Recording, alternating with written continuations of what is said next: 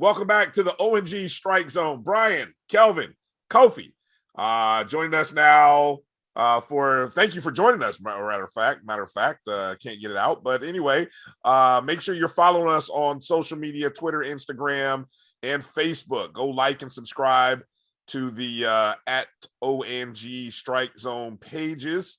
And of course, if you're watching or listening to this, make sure you like and subscribe wherever you're listening to us. And if you happen to be listening to us and not watching us, then you need to make sure you give us a rating or a review if you can. We are everywhere that you can find the BCSN PodZone, Google, Apple, iHeart, everywhere. We are loaded up in so many places, getting a lot of great reviews. So thank you for those who are watching the show, commenting.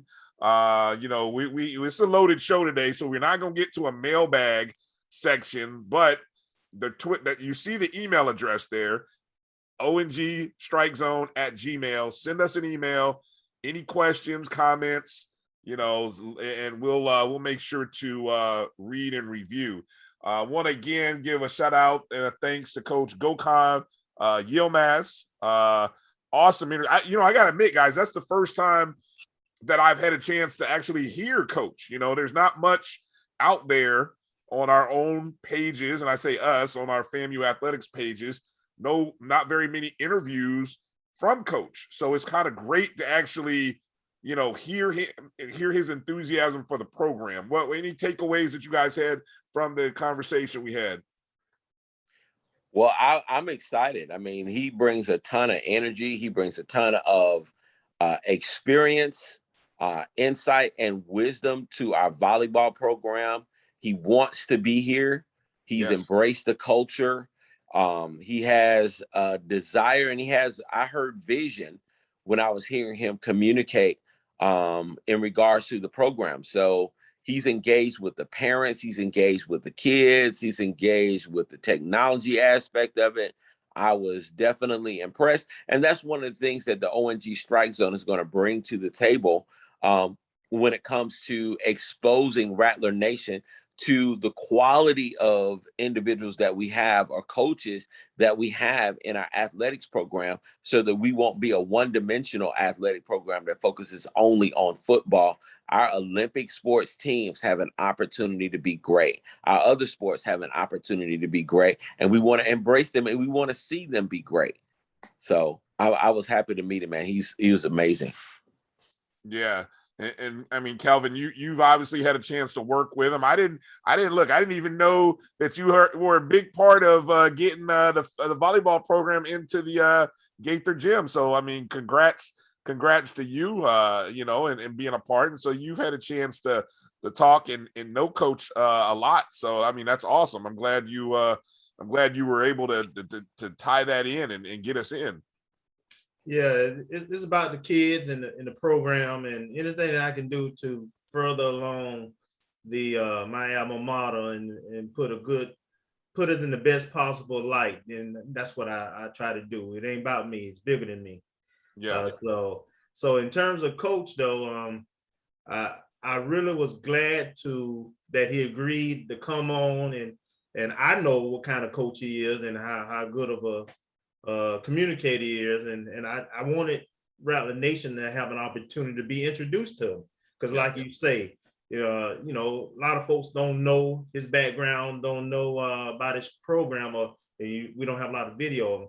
But I tell you, I really was struck and loved when he talked about his scheduling philosophy, right? Yeah, me too. So he talked about going to different regions and putting our kids against competition that they may see if they make it to the NCAAs, and being able to win, to be thinking about the NCAAs when you're putting the schedule together, I mean, obviously he wants to win. So, and then the different styles of play, and that kind of intricacy. So as we bring him back on the show more often, I want him to start talking about giving us a kind of volleyball 101, because I know for a lot of us, we're not as familiar with the different positions. For example, what's a setter versus what's a attacker and all that.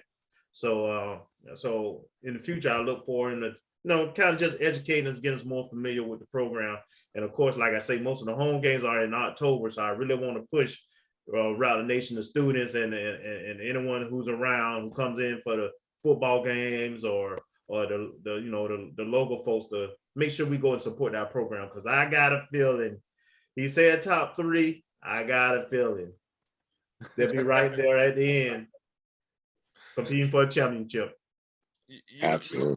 You know what's interesting? I find and I'm probably, maybe it's just me, I feel a little guilty that decade of dominance that we had in volleyball, I feel like, and if I'm wrong, I'm wrong. Tell me I'm wrong.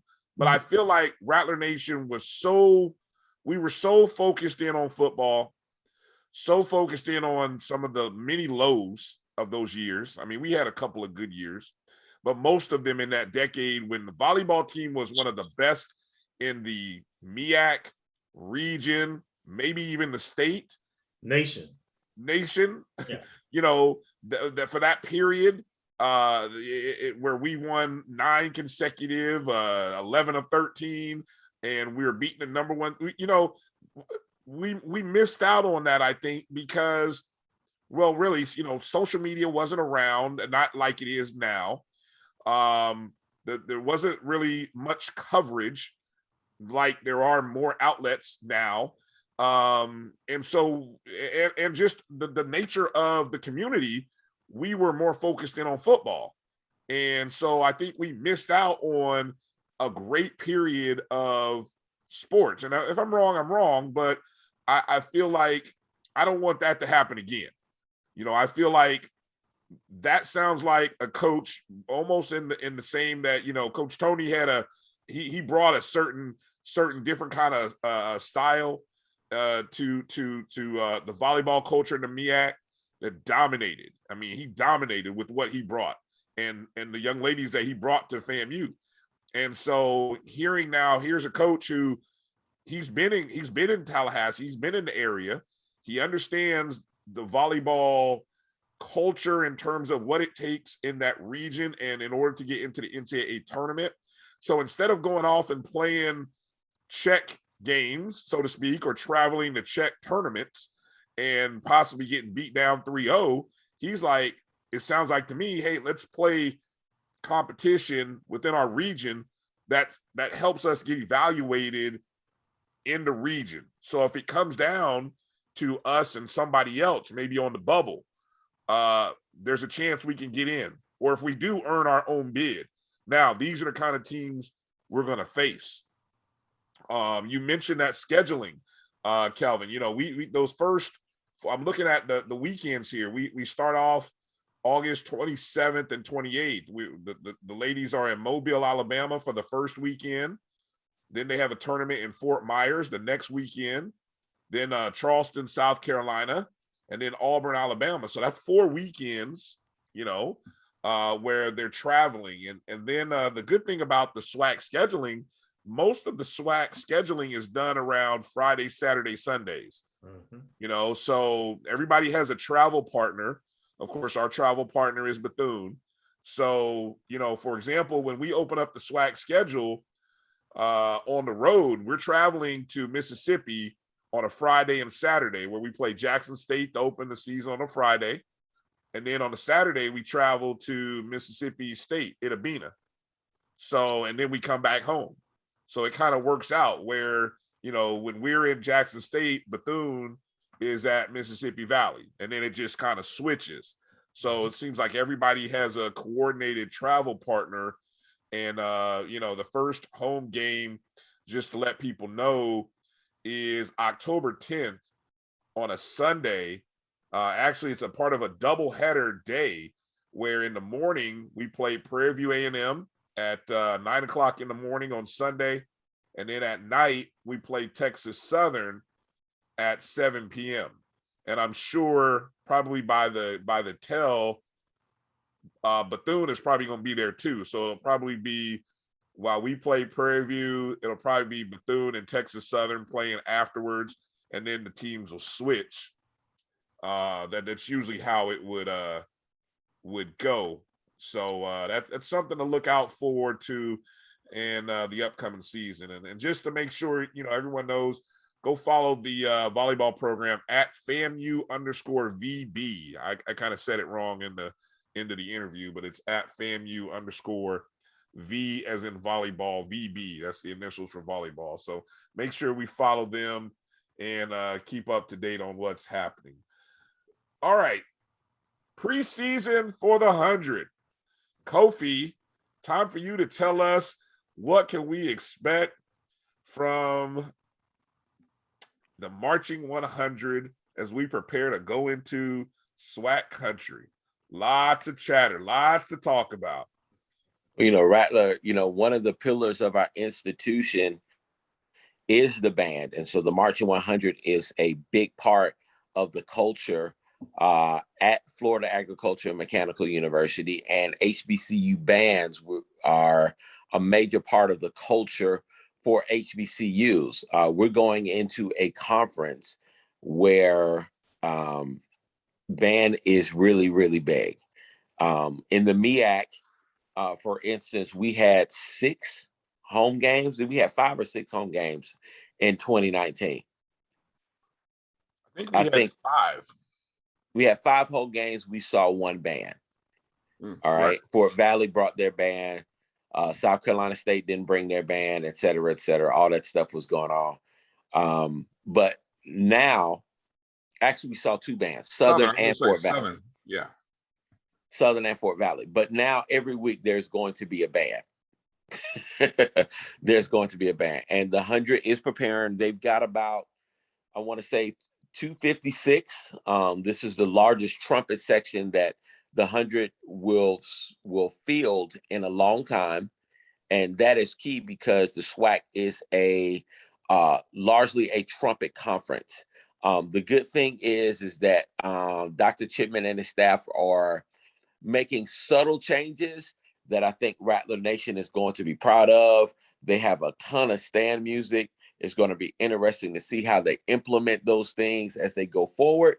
And they know that they have to be ready because right out of the gate, they go against one of the premier, not only HBCU bands, but they go against one of the premier bands in the country from Jackson State, who has also almost like a 300-piece band. So it's going to be quite telling regarding where the 100 is and how they're going to proceed going forward. But I'm definitely excited about this year, and I will go more in depth on next week, so everybody can go ahead and set their calendars as I go more into depth about what to expect from the 100. It's so loaded. When I watch these band videos, and just the pageantry of the SWAC competition. I mean, you talk about the 5th quarter. I mean, I remember homecoming against was it when we had Grambling for homecoming back in the 90s? Southern. Was it Southern for homecoming? I thought we had Grambling one Southern. time. We've never played Grambling for homecoming until this year. But anyway, until this year, right? Okay. So I just remember the Southern homecoming, and I just remember sticking around for the 5th quarter. I mean, I know a lot of people may have kind of darted off because I think we had beat Southern to a pulp that game, but a lot of people darted off afterwards. But there was a nice contingent of people who stuck around for the 5th quarter. I got a feeling that's something that is more like you just said. We don't get a lot of teams, a lot of bands. You don't have any idea, bro. And Rattler Nation, I'm telling us now, we talking a lot of trash on this, on social media, et cetera, et cetera. But it's a totally different deal. First of all, when SWAC bands get off the bus, they are ready to perform. Okay, so they're going to march into your stadium or march to your stadium. They're going to play. It's almost like it's a parade coming to your stadium. So they're going to come to your stadium. They're trying to get there extra early so that they can set the tone or set the atmosphere and welcome their fans. So when they get to the stadium, they're going to be ready to play. So it's not only a fifth quarter, it is a zero quarter. And so you're looking to get fans into your stadium before the game even starts, before the teams even actually get out to warm up. The band, the opposing band is in there in your stadium, ready to play. So the home bands don't even do pregame in the SWAC. The home teams, they march to the stadium, they come to the stands, they are ready to blow on you when your band comes through the gate. That is that is standard SWAC culture. It is not, it is meant to try to intimidate, make you mad, but they want to play these loud whole notes. As soon as your band appears at the gate, they are ready to play. Like a lot of FAMU people were shocked, when Southern was like, oh, the 100's walking in, and Southern was like, square. They were ready to play as soon from time before the 100 got there. They was ready. When the 100 got there, they was ready. When they left the field, they was ready in first, second, all that stuff. They're gonna play the entire game. All right. So then halftime, and then you got the fifth quarter. But it is a real deal. And they do place more emphasis on the stands than they do the field shows. It does show. But what I will say is the band spends the majority of its time in the stands during the game. Mm-hmm. So you need to be good in the stands as well. Mm-hmm. So it's important that the 100 is battle ready, and they don't have a choice but to be battle ready this year, because these bands are not intimidated by the 100. They're not afraid of the 100. They are ready to try to, stamp their edge in history to try to say, look, we embarrassed FAMU. So that's what it's all about. I'm going to challenge you, Kofi, to make sure when you're ready to, as we get into next week and we get this more in depth, I want to know, and correct me if I've got my sections correct. We've got tubas, percussion, trumpets. Am I missing another? If you had to rank sections, is there? I mean, those are the three that stand out to me. But is there another section?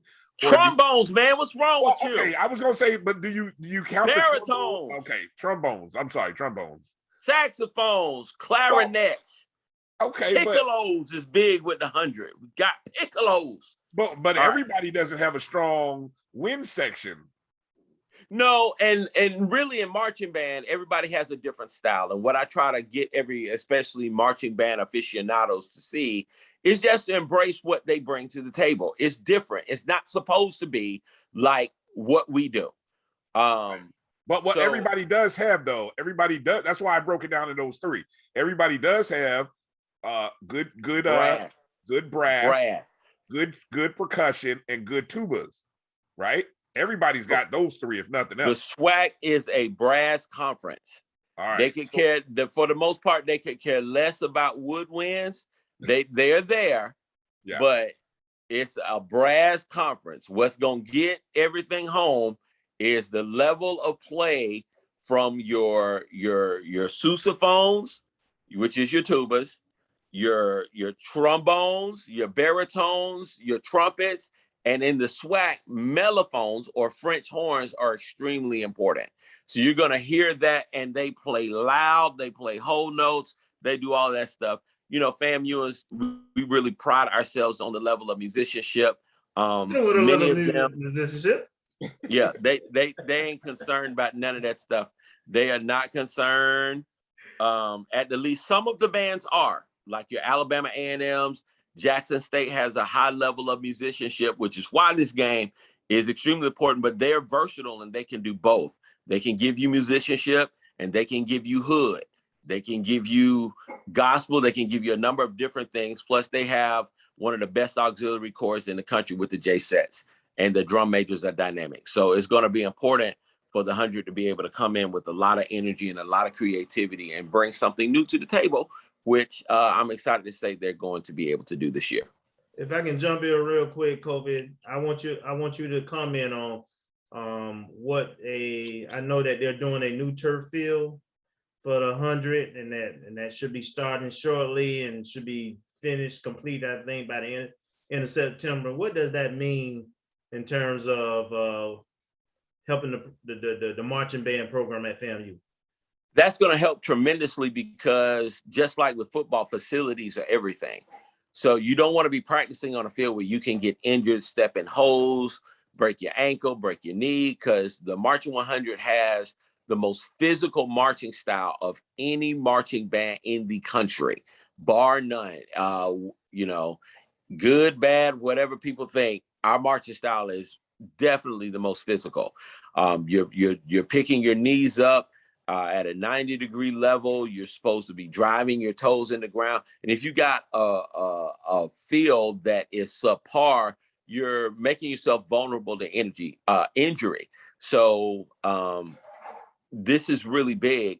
Plus, it's going to help the branding of the institution. The logo is going to be on the field. It's going to help monetize or create monetary opportunities for the band to be able to raise funds and money for businesses and just different things as they look to stake their claim to the field. It's going to be another opportunity to brand Florida A&M, brand the Marching 100, and expand the territory. I think it's going to be unique because you don't have to worry about watering the field. The field's already going to be marked. You don't have to have people going out there and doing all this extra stuff. It's already taken care of. So that takes an extra load off. You can just go out to the field and just be ready to practice. So I'm definitely excited about the implementation of this artificial turf. So they're putting field turf on the patch. Absolutely. Thank you. That means that no ant bear's going to be out there. We ain't got to worry about being bit by ants and stuff like that. Now, the mosquitoes are still going to be out there. So if you don't have off and you don't have your little, mosquito lamps and stuff like that, you'll still get bit. But back in the day, boy, standing out there on the patch, boy, you get a fire ant patch, you could step in, bruh. It was serious.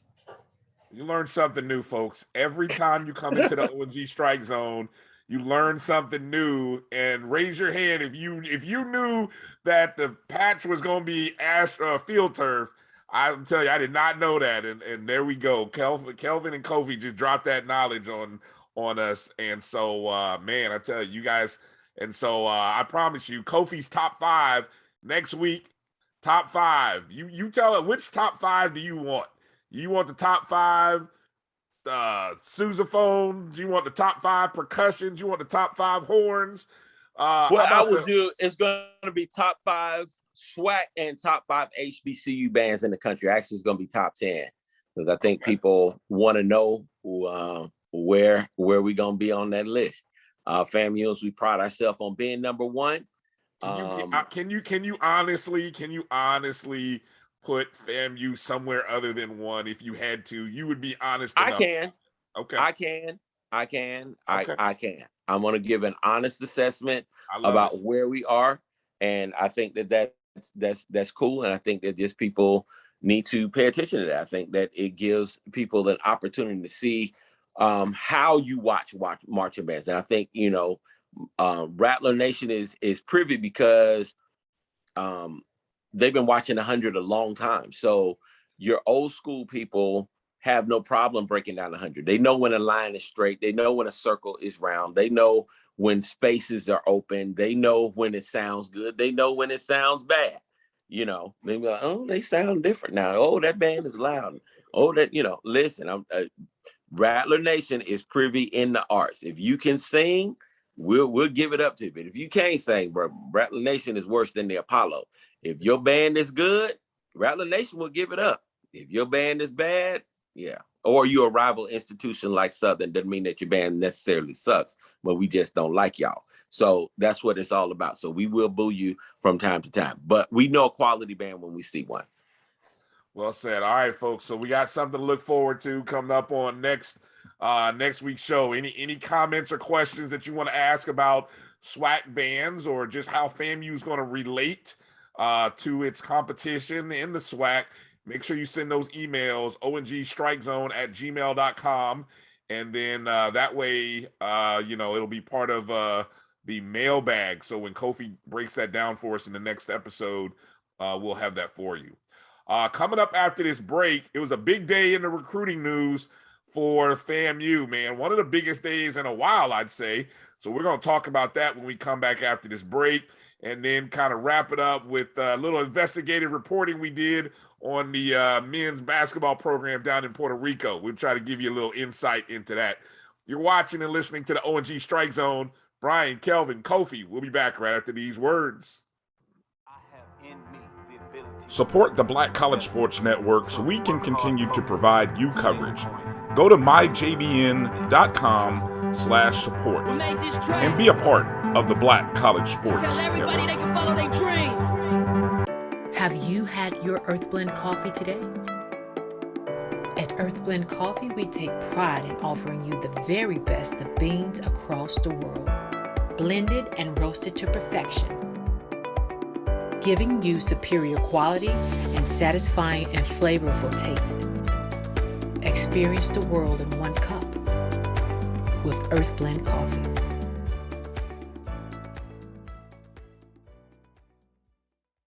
Are you hungry for authentic Caribbean food? Like jerk chicken, oxtail, red snapper, shrimp, tofu, and rasta pasta? Well, find your way over to Mango's Caribbean Restaurant, 180 Auburn Avenue, right next to Royal Peacock in downtown Atlanta. Them belly full, but we hungry. Mango's Caribbean Restaurant, open daily from 11 a.m. to 10 p.m. And on Friday and Saturday, we're open till 4 a.m. Come to Mango's and put some spice in your life. So we've got a good thing going. Mango's Caribbean Restaurant, 180 Auburn Avenue, right next to Royal Peacock in downtown Atlanta. For more info or directions, call 404-698-3992 or log on to mangoscaribbeanrestaurant.com. For instant coupons, text MANGOS to 313131. Tell your mama hungry, papa hungry, brother hungry. Mango's Caribbean Restaurant, authentic Caribbean cuisines. Open up the door, tell your mama hungry.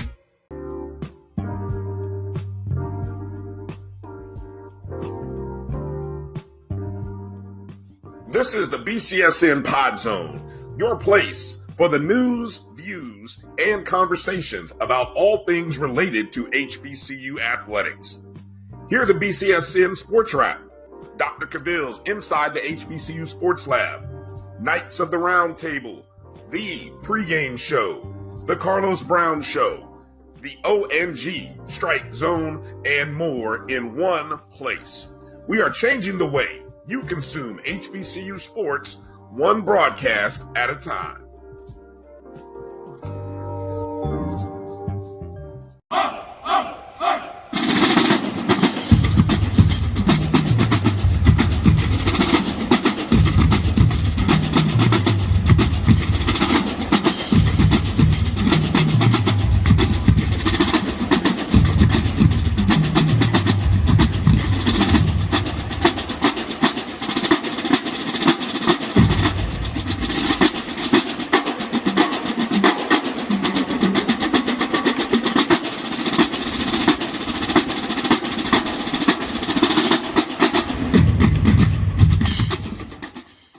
Welcome back to the O&G Strike Zone. Brian Fulford, Kelvin Rozier, Kofi Hemingway, and we want to thank you for continuing to support.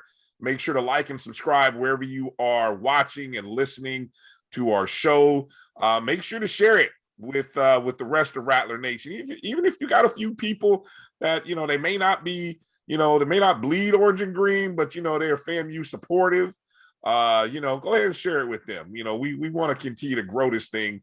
And I know, until every alumni in Rattler Nation knows about our show, we're not going to be satisfied. But if we pick up a few non-Rattlers along the way, well, hell, we'll take that too. So, we we want to get as much as we can.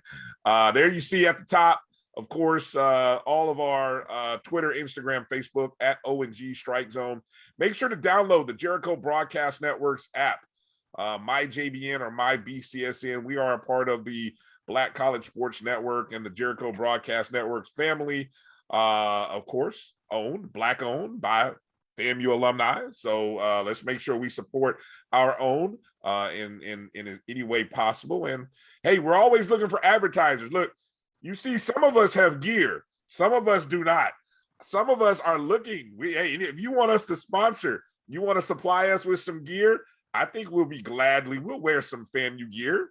It's got to be licensed though. You know, we got to be official though. We want to make sure we are supporting licensed merchandise. So hopefully those of you vendors out there, if you're not, we know it's tough, we know it's hard times, but you need to go get licensed. You know, we need all that money to come back to the university. You know, I love the university wants theirs. So we need to go ahead and get that proper licensing and things of that nature. So fellas, look, we did a little investigative reporting. We did a little digging because look, our men's basketball program went off to Puerto Rico earlier this month. I believe it was August the 6th through the 10th. They traveled down to Puerto Rico. And for the most part, we didn't know much. We didn't know much of what was going on. I mean, we knew that the team was going down there to play some games, didn't know who, didn't know where. At the time, the university wasn't releasing very much details on the opponent or the games, which I don't know how you feel about that, guys, but okay, it's kind of interesting. So it wasn't until after all the games had played out, a great report there on FAMUathletics.com, which made mention of the 3 games that they won. They won the first game 97-54. Game 2, I believe the team put up 102 points in that contest while shooting 53% from the field. Last game, they won by 33, 86-53. So first off, any thoughts about the tournament trip in general, guys? Anything that concerns you about the fact that maybe we didn't know very many details while it was happening? Not for me. I think that your basketball team having an opportunity to play summer basketball is a big deal. Obviously, it's not.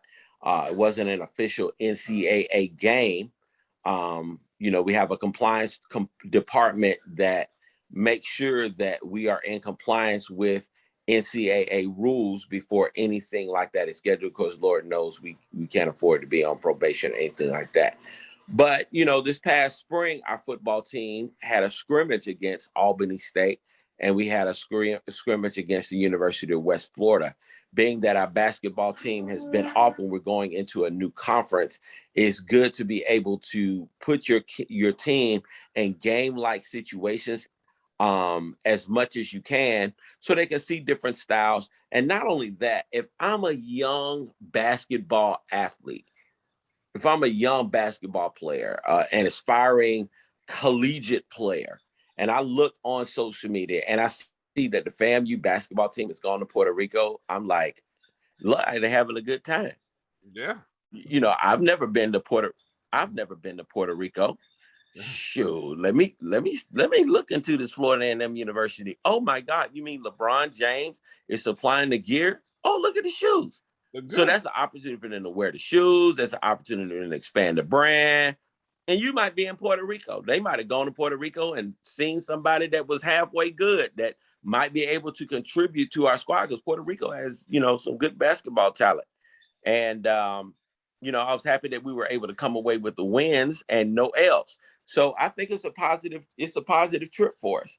I was looking at trying to see how those multicolored LeBron James shoes were going to work, but they look good on the beach and they look good with the uniform. And I'm like, they do. I was like you. I was pleasantly surprised at how they look, with the uniform. They actually look pretty good. What are your thoughts, Kelvin? Well, I'm gonna come at it from a little bit different of an angle. So this is COVID times. So having all your kids on campus, practicing, preparing for this tournament helps you to keep your pulse on the team and know what they're up to, and gives you a better opportunity to bond. I know Coach talked about that a little bit, and but I thought it was smart. A lot of teams, D1 schools, Power 5 schools, do these kind of tournaments prior to the fall happening. So we got a lot of new parts with this team, as well as a good mix of veterans too. So I think it was good to keep everybody here during the summer, let them get ahead academically, and also learn each other in terms of socially, as well as on the court athletically, for team bond. And then I just think it gave them an opportunity also to make sure that nobody get in a situation where that they're not available for the season in terms of COVID and so forth. And then I just think it's good. I think part of the college experience, especially college athletics, you don't get a chance to work and you be a typical student because you got practices and all this other things related to your sport. So if you can take a trip and mix a little fun and pleasure along with competition and experience, that's what I'll say, then I think that's just a plus for those kids, man. It's a chance of a lifetime. Some of those kids may probably I know they went to Hawaii to a tournament a couple of years ago. Some kids had never been on a plane. Some kids had never been out of state. So culturally you're exposing these kids to other things too, and I think that has value. Yeah, the concept of doing these foreign tours has become a real big trend for basketball. You've probably seen more football programs do it in terms of maybe we've seen a few coaches in the FBS level where they've gone overseas. I don't think they've really done any practicing or playing, but more so just kind of took the team and went overseas. But the foreign tour thing has been pretty popular. Basketball is one of those sports that translate globally. So you can take your program, and the one thing that the NCAA has done a great job is partnering with leagues and organizations around the globe so that a group of colleges can go. And so this particular trip, which was sponsored through the NCAA and the Puerto Rican Liga de Baloncesto Puerto Riqueña, okay, or the LB. Very good. I'm impressed. Thank you. I don't know if you got it right or not, but it sounds good to me. I said it the way I wrote it, and thank God I took my Spanish too at FAMU along with my high school. So, that kind of worked out there. But the LBP is basically how you might summarize it. So it was the Tau Baja Summer Shootout Tournament, the Tau Baja Summer Shootout Tournament. That's where FAMU was part of. And it was really an 8-day, August 6th through the 10th. August 3rd through the 10th. So it's really set up as a week-long shootout in which you had FAMU was one of 5 Division I programs that played I shouldn't say 5 because it's really more. It was more so 6 clubs that were part of this LBP. And so, as my contacts from Puerto Rico explained to me, the LBP is really a college level club program, not professional, but under professional, as he called it. So you've got a couple of different club programs that were participating in this. And so these programs all play in a league during the regular season. And so it's a good opportunity for them to play some Division I NCAA level competition. So the other schools that were down there, you had Northern Colorado, Liberty University, High Point University, and Nicholls State University. And a couple of those programs actually had some great seasons. For example, Nicholls State out of the Southland Conference, they finished 14-2 in the regular season. They lost to Abilene Christian in the championship game. Abilene Christian went on and won the first round. I forgot who they shocked as they beat. I think they were like a 14, 15 seed, but they knocked off somebody in the first game of the NCAA tournament. I know because I lost that game in the tournament. But then you had, so really the level of competition from the Division I programs was pretty good. So it was good to see, like you said, FAMU went over there. They won all 3 games. Nobody came away that I know of with any significant injuries. So it was pretty good. If you go to our Facebook page, we're going to post up one of the videos, found a full game video from FAMU's first game against a program called Yayuya. That's Yayuya. So it's a club program, not known for their basketball, but as evidenced by FAMU winning by 40. But if you want to get a chance to see a game and what the guys look like, you can go over to our Facebook page and take a look at the full video of that game. That's at O&G StrikeZone, and you can see how the guys looked. And so that's out there. And I didn't get a chance to really confirm who those second and third games were. Actually, we were scheduled to play 4. According to the original flyer that I came across, we were supposed to play 4 games, but probably given the fact that the last 3 days, they had us scheduled to play 3 games in 3 days. Coach was probably like, nah, after the second game, he was like, nah, we need a rest. This is an AAU where we go play 3 games in 3 days. We don't even do that in the NCAA tournament. So, probably wisely decided not to play that last game. And so we got out of there with a good trip. So that's sort of that's basically the summary for anybody, because I know there was a lot of talk in a lot of places, even on social media, trying to figure out what was going on, who we played, where we played. So there you go. Now you know. Isn't that what they say, the little PSA? Now you know.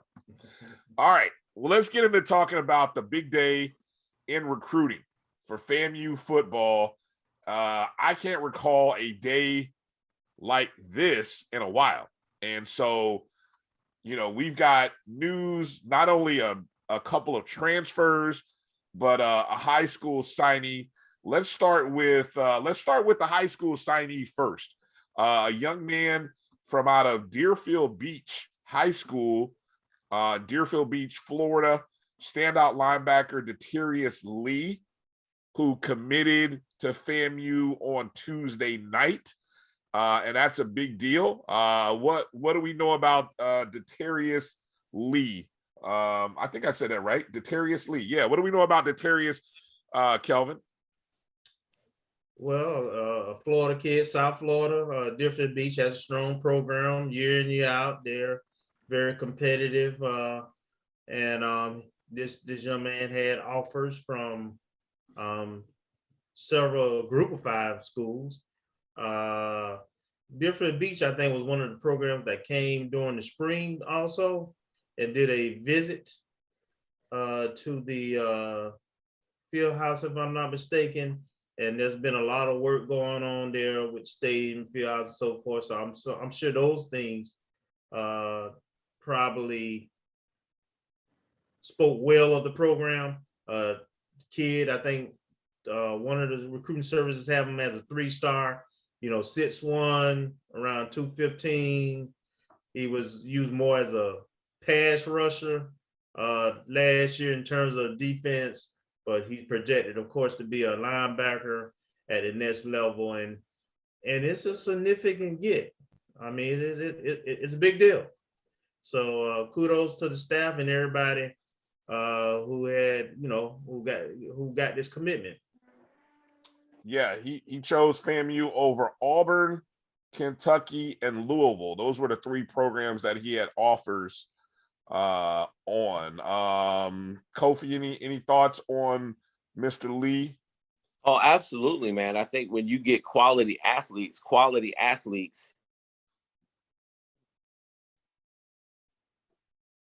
attracting other quality athletes, so that's going to be something, just really looking forward to as we get ready going into our real recruiting season and National Signing Day, as these kids sign the national letters of intent. This is a big get, and hopefully it will springboard us into an amazing signing day come February 2nd. I love his quote. This is right out of the Sun Sentinel. He seems genuinely excited to have the opportunity to play for a historically Black university. He said, quote, "It's a way for me to connect to my roots, honestly. Just being able to show that you can do it from an HBCU. It doesn't have to be a predominantly white institution. It can be anywhere. It was very important to me. I just want to be able to show young kids out here growing up that you don't have to go to a big Power 5 school to be important or be successful." It's powerful. Yes. That's and this generation of athletes is a very woke generation. This is probably the most militant generation of athletes that I've seen since the 60s. I wasn't even around in the 60s, but I'm just saying.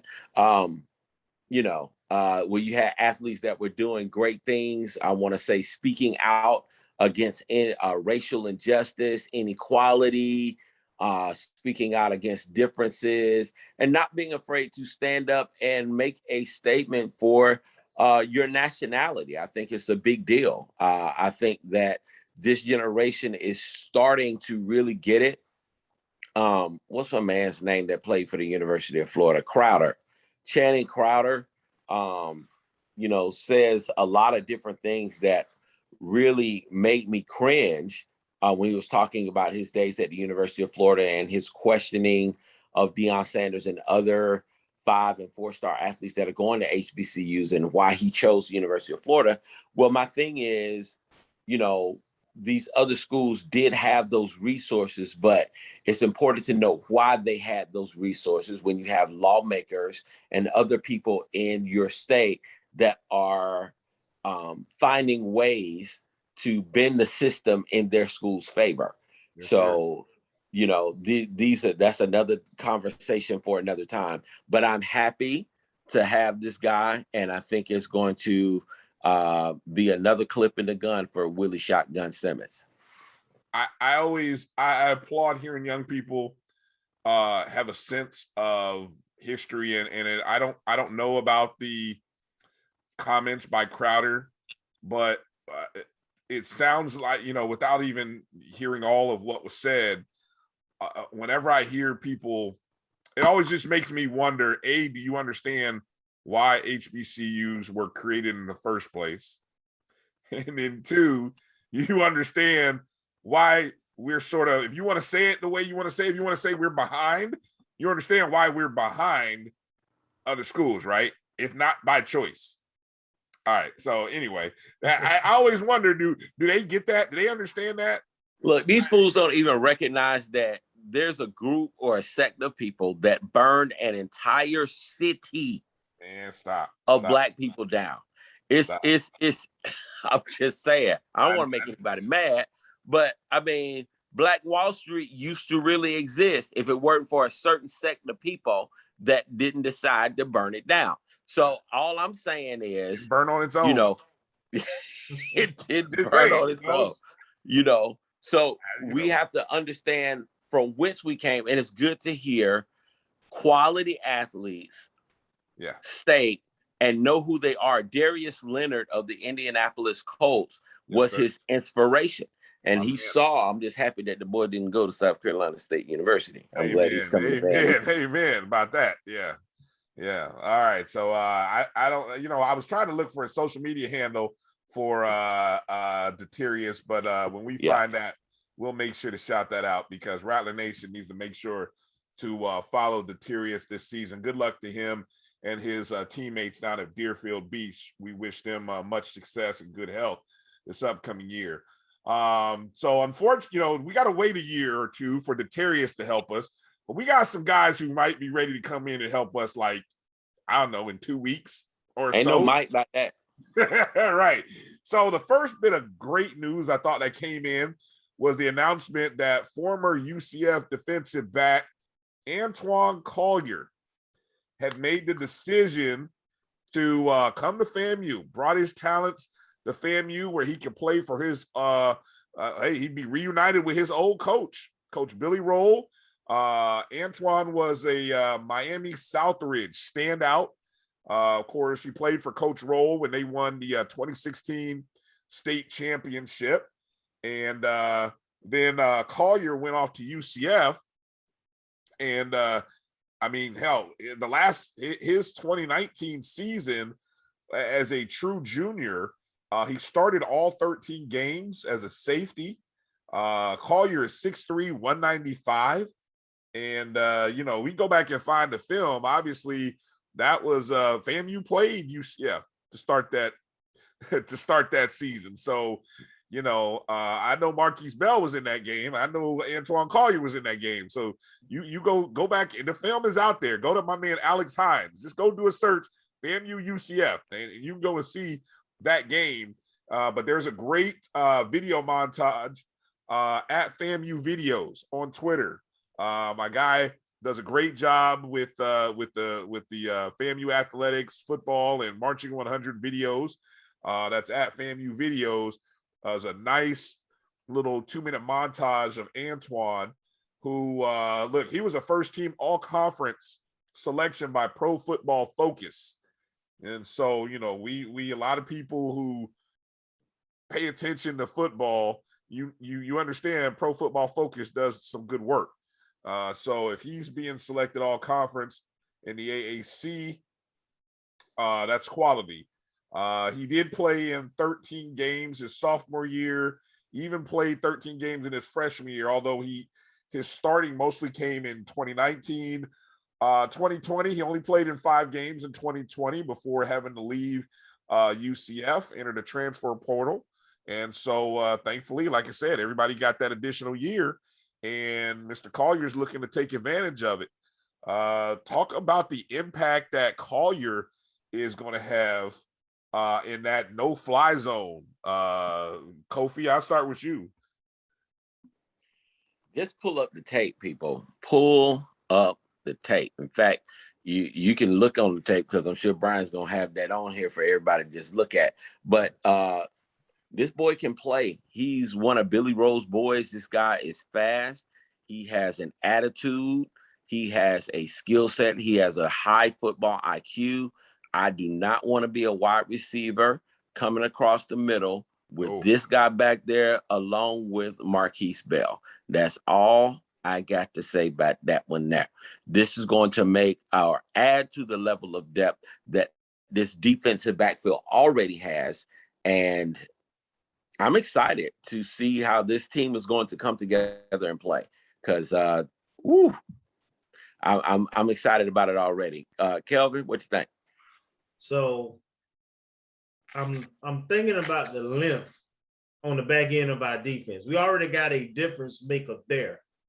Yeah. In Marquise Bell, 6'3", 215.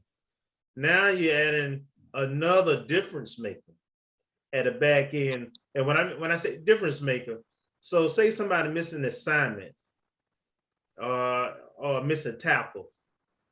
When you got that kind of blue chip NFL pro talent ×2 on that back end, it can erase a lot of mistakes.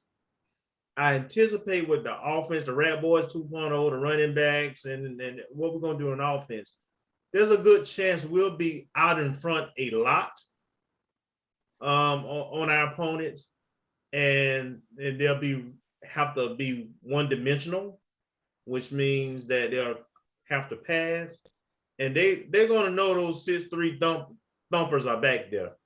Look, And we play. so like you, I don't think it's gonna be no fun.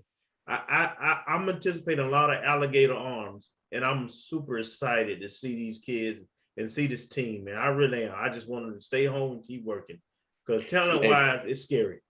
Listen, Jackson State is features I want to say a lot of wide receivers. They throw the ball around. Alabama A&M throws the ball around. Valley throws the ball around. UAPB throws the ball around. So you're seeing a lot of teams in the SWAC that have a high level of skill, especially outside with their wideouts and with their running backs. And so having speed along with the physicality in your secondary is going to be key, because defense does win championships. And I'm happy to see us grab somebody of this caliber on that side of the ball. Yeah, definitely. In 38 career games at UCF, Collier had 150 tackles, 8 tackles for loss, 6 INTs, 11 pass defenses. And remember, he primarily started that 2019, all of 2019, 13 games. And in 2020, he started 5 games, the first 5 games of the season for UCF. And so he, I'm telling you, that's an awesome, that's an awesome unit that's coming back there for FAMU defensively. Then while we thought that was it, right before we were about to go live with recording, then we get the buzz. We see our man Bobby Swoop and a few other people dropped out the little tidbit about another transfer from another major FBS program. And yeah, I'm calling UCF a major program. They should be considered as such. They've done a damn good job over there. So at an FBS program, this young man out of the class of 2020, a 3-star from Ocoee High School in Ocoee, Florida, coming from Louisville. That's Lovey Jenkins. And so this announcement, I don't think it caught a lot of buzz yet as of the time that we're recording this, but I think it just was dropped probably within the past 24 hours, really. He signed originally with Louisville, spent his freshman year with Louisville, I think had made it up to number 2 on the depth chart, and was really, prior to leaving Louisville, was really expected to be a starter this season, if I'm not mistaken. What do we got on Lovey Jenkins, Kelvin? Yes, as a redshirt freshman, he was part of the team this spring, and he was competing for the starting position. And I think his role at FAMU will be kind of a hybrid role. We have a position in which there was actually Rory did a pretty good job with his 30-30. He was talking about this today, and Coach Dan Lemke in that group, where guys have to both take on linemen and rush the passer and support the run, but also get in coverage. And I anticipate that he may be a good candidate for that.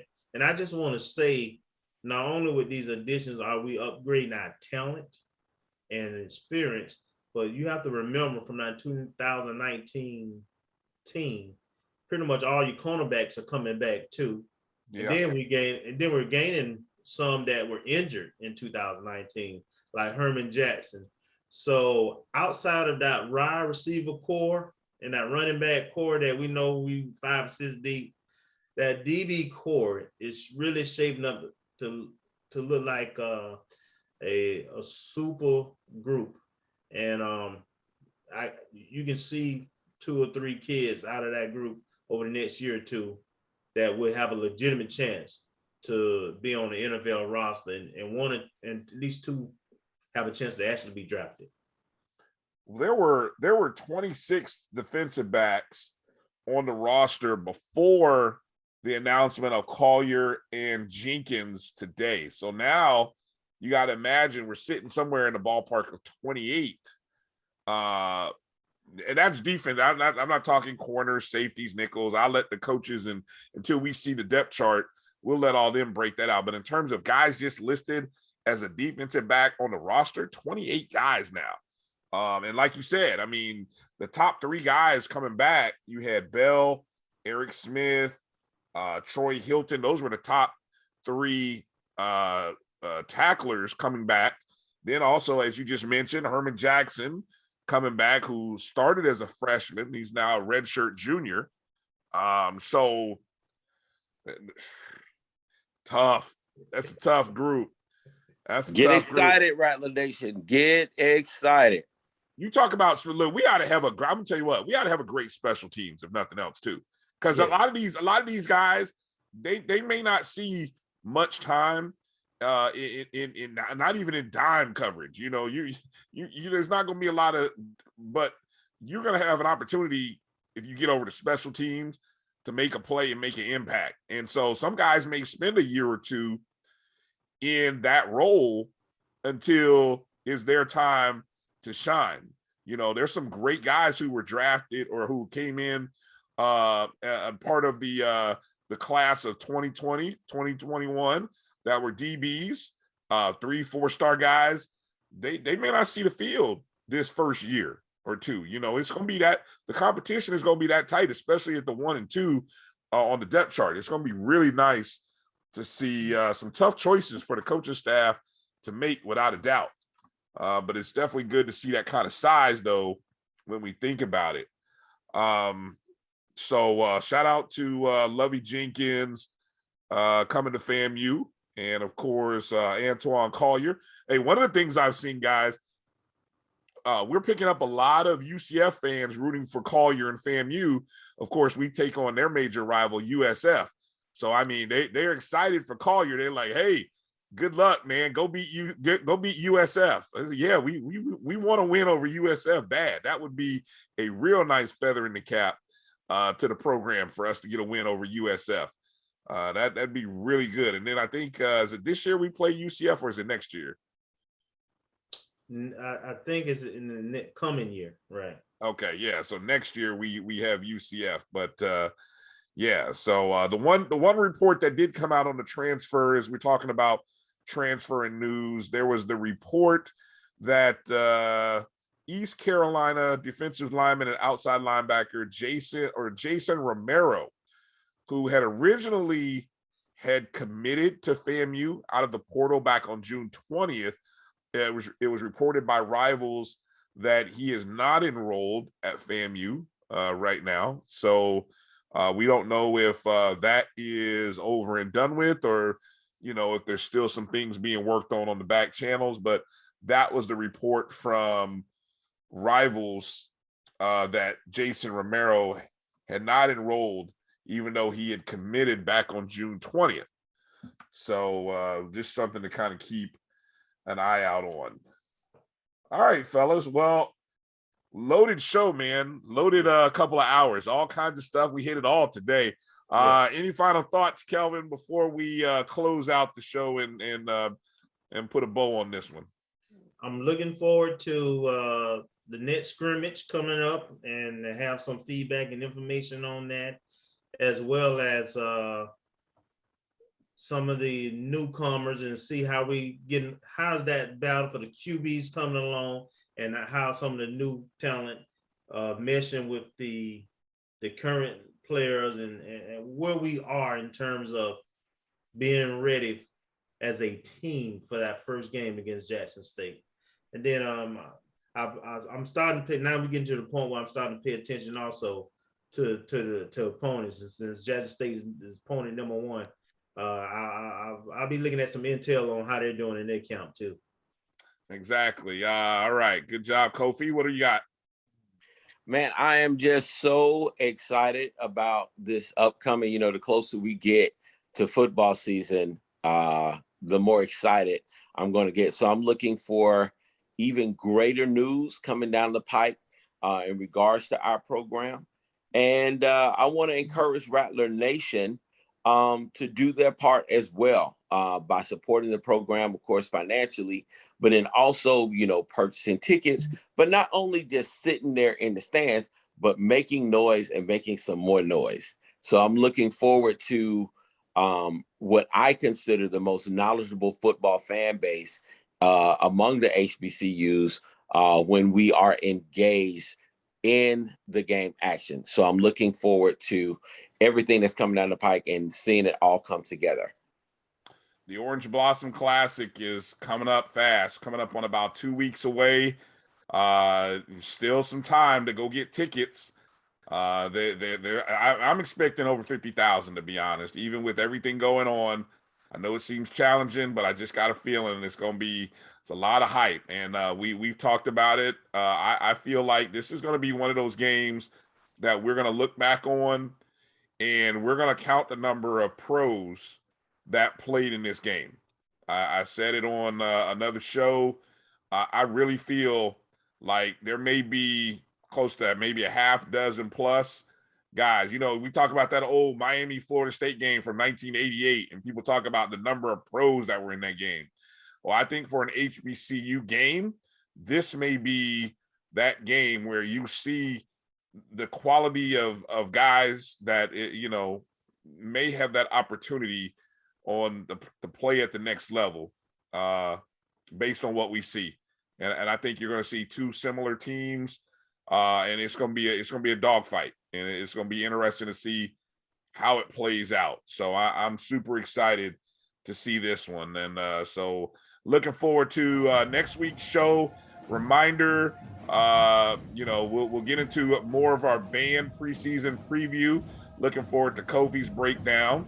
Kelvin and I have been talking about our most impactful players, most impactful transfers for the upcoming season. So we'll kind of toss around maybe a top 10 and a top 5 and give you guys some talk about that. We're always looking for some news, tidbits, some information.